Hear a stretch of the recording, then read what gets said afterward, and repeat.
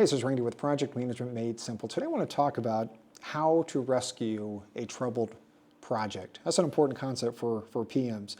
Number one, the first thing we need to do as PMs is recognize the early warning signs. That's an important thing for us to do. And how do we do that? Or we should be looking at issues. We should be looking at risks. We should be monitoring our WBS or work breakdown structure.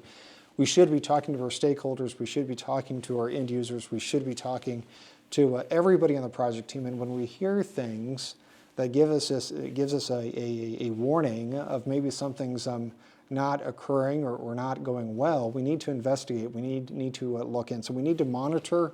And that's part of monitoring and controlling, by the way, based on the PMI process groups. But we need to do this. So we need to recognize the signs early. So when we do, once we recognize the signs early, we need to then reassess the scope and also the plan, the schedule, so the scope and the schedule, and even the budget. And what's the impact of this project going south? Is it going to require more time? Is it going to require more scope? Is it going to require more budget to get back on track? So that's something else we should be doing, and oftentimes it does require more time or more budget or again more scope, additional scope that we did not anticipate, and that could be the reason it's going off the rail. So it's important to assess, to understand, and that also falls into the change management process. Once we assess the scope, once we assess the plan, we need then to implement the change management process to document, and then to document what changes we're making, and then to make sure that everybody on the project team understands what the impact is and how we're resolving that issue.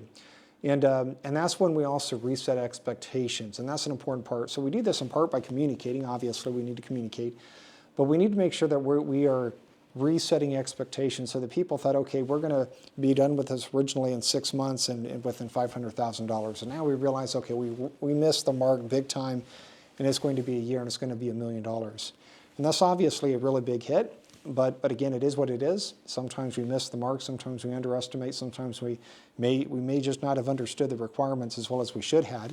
And maybe there's new requirements that nobody could have foreseen. Whatever the reason is, we again assess and we go through the change management process, and then we reset expectations. So we make sure that everybody knows, everybody understands, everybody is supportive of that. And by the way, that also includes a project sponsor. That the sponsor is a very important person in this position, because they're going to approve the change request, and they're going to approve the realignment of this project. And the last one is leading with transparency. So if something goes wrong, people are going to be a little bit concerned. They're going to be maybe a little bit untrusting.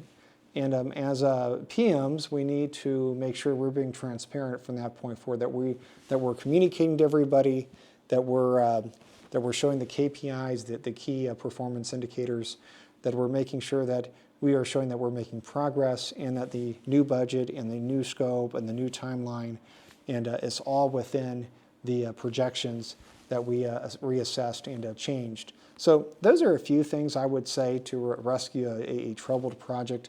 Again, recognize the warnings early. That's one of the big things, because if we delay that, and I've seen that done when we just delay and we see it, but we ignore it. And normally if bad things are happening on a project, it's not going to go away. So normally if we see those early warning signs, we need to address those as soon as possible. And again, we do that by reassessing, by looking, okay, what's the scope, what's the schedule, what's the what's the budget, and what's the impact to this triple constraint. Again, then reset expectations, make sure we're communicating, and then leading with transparency. So I hope this short video has been a benefit, been a help. Hopefully maybe you've had a troubled project, or maybe you have a troubled project, and you're going to take some of these pointers and apply them to your projects. And because I think it will help. I think it will help if we do these items. So again, I hope this video has been some value to you. I would encourage you to like the video, to subscribe to the channel. And with that, I wish you all a wonderful day. Thank you.